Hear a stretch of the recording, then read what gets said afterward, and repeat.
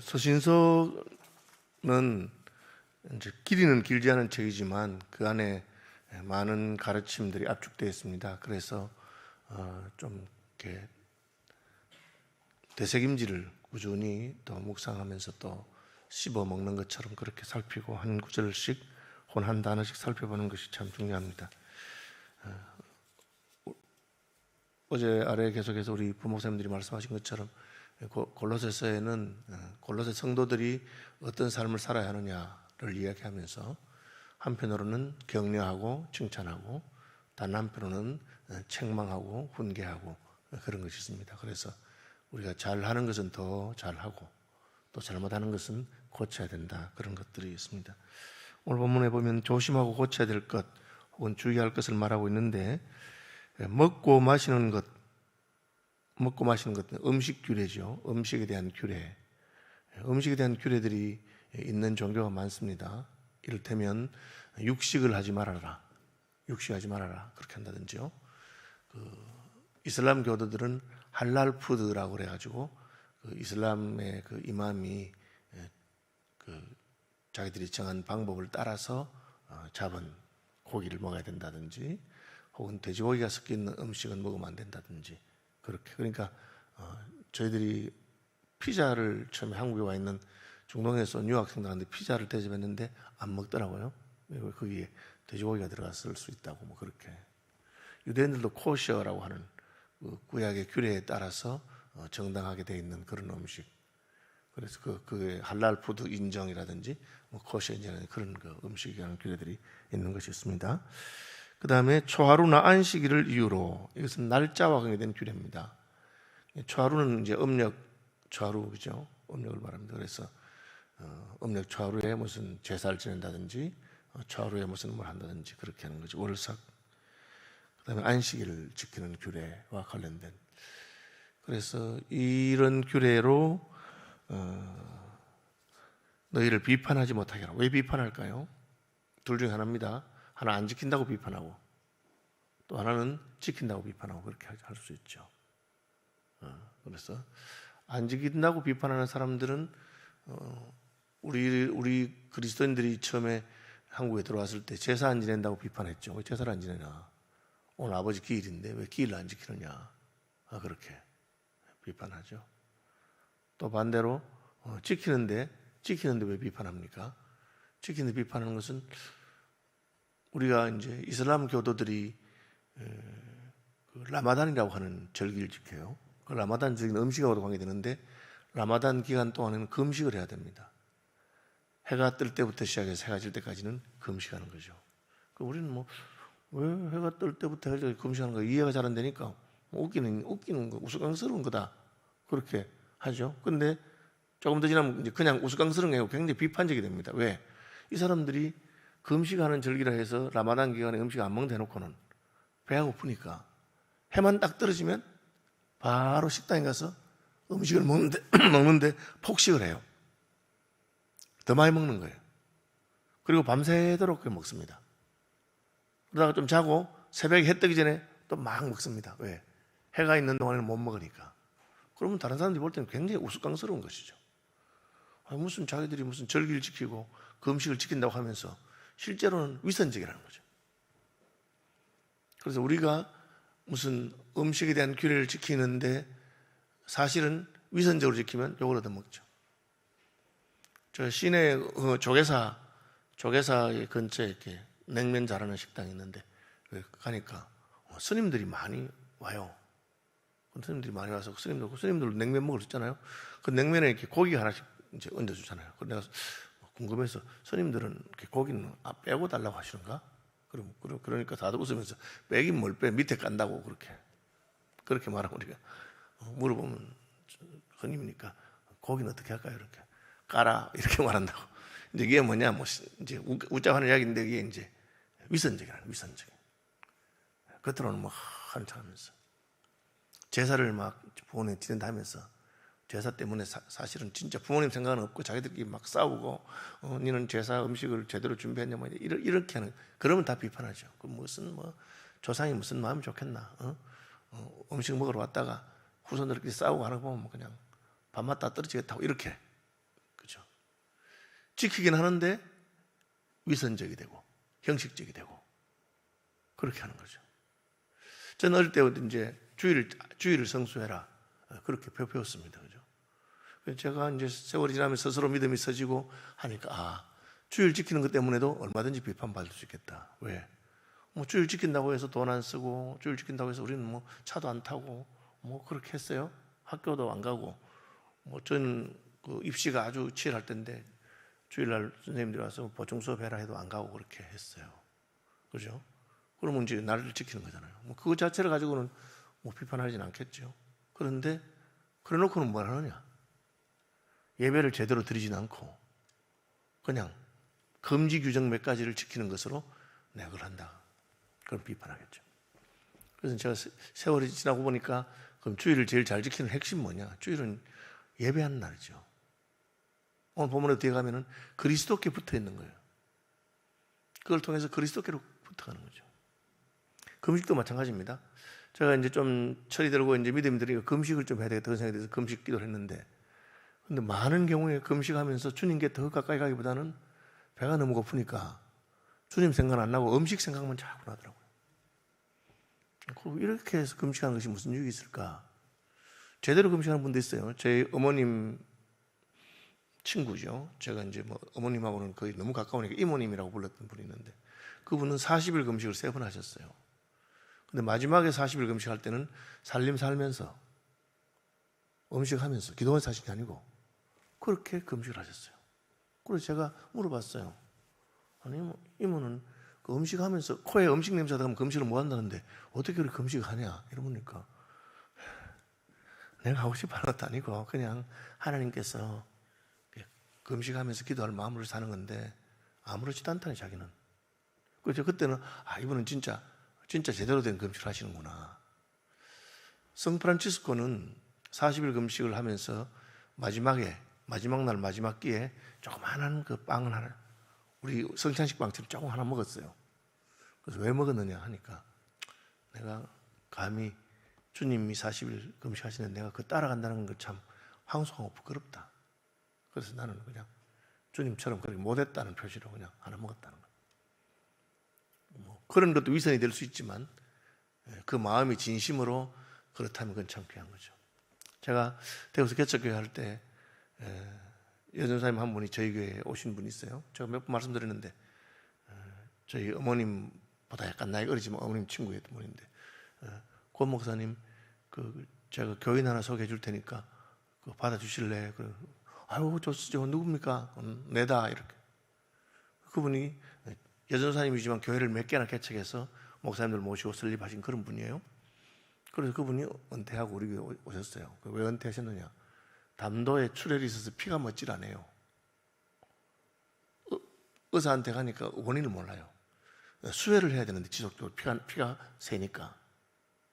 근데 수혈도 계속하면 부작용이 있대요. 남의 피를 계속하니까. 그래서 몸이 이상한 거예요. 그래서 하나님 왜 이러십니까? 내가 이제 죽길 바라시느냐고 이렇게 물으니까 하나님이 너 이제 그 교회 살이를 다 했으니까 너 그 교회 사임하고 이제는 그냥 평신도로 돌아가서 신앙생활 해라.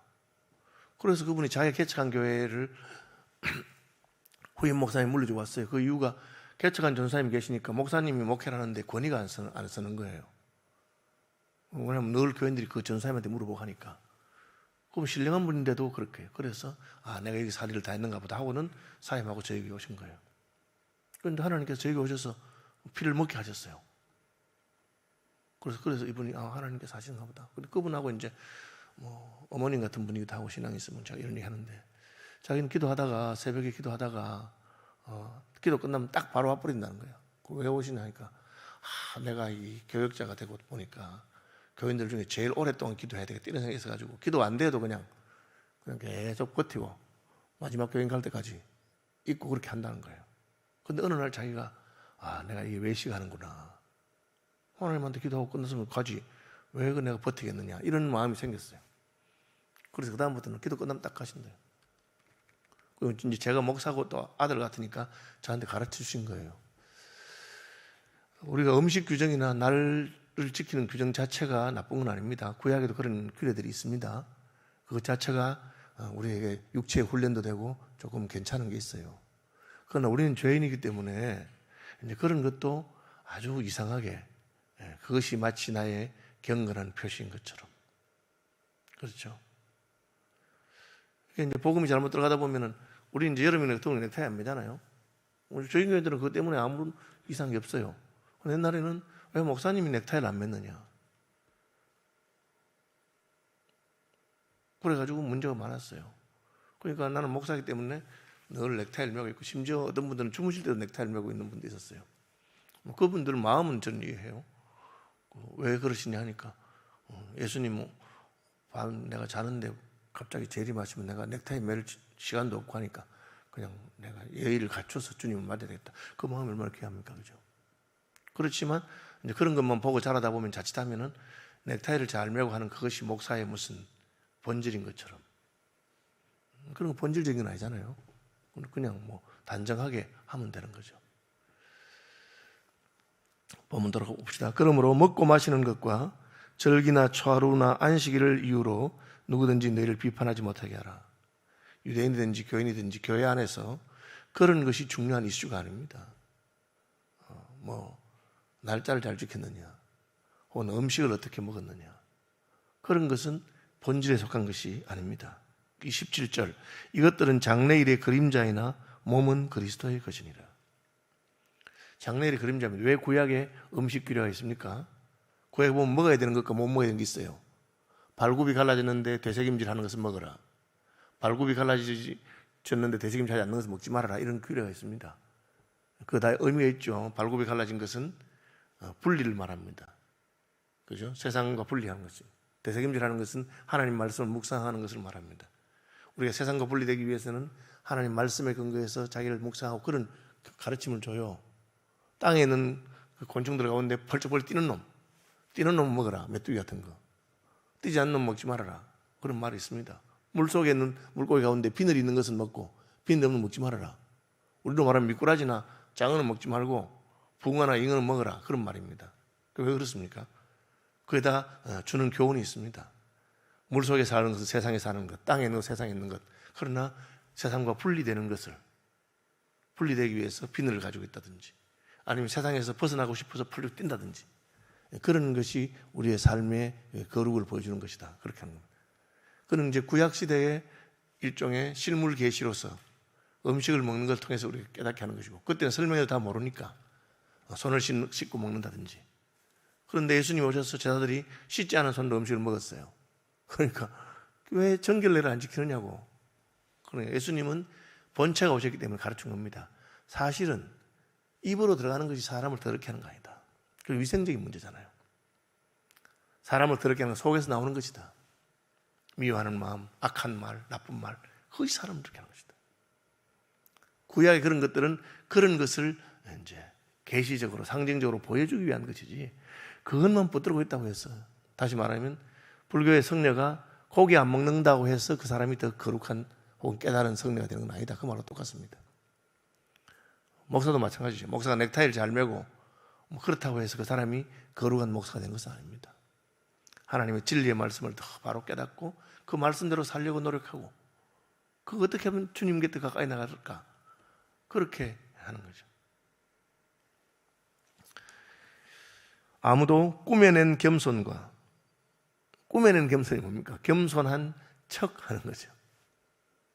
신령한 척 하는 거죠. 그건 아무 소용 없어요. 그 척 하는 건지 진짜 겸손인지 어떻게 합니까? 자기가 겸손하기 때문에 대접받아야도 생각하는 사람은 척하는 사람입니다.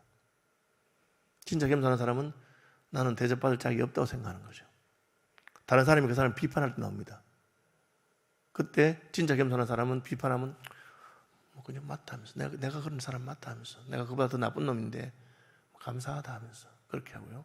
겸손한 척한 사람은 남이 그렇게 자기를 비판하면 기분이 나쁩니다. 이것들이 나를 어떻게 보고 나한테 이렇게 할 수 있느냐고. 그런 겸손한 척하는 거죠. 진짜 겸손한 사람은 사람들이 자기를 비판하고 비난해도 괜찮습니다. 왜? 내가 그렇기 때문에. 아유, 나 같은 게 그런 대접 받아서 싸지. 그죠? 우리 교단 설립자의 한상동 목사님, 그 광고 시간에 장로님이 올라가서 우리 목사님 잘못한 것 뭐 10가지 20가지 읽으니까 광고 끝나고 나오셔서 감사하다 하면서 사실은 내가 그보다 훨씬 나쁜 놈인데 뭐 그 정도 해주셔서 감사하다. 앞으로 잘 고치겠습니다. 겸손한 거죠. 진짜 겸손한 거죠. 겸손한 척 하는 거 아닙니다.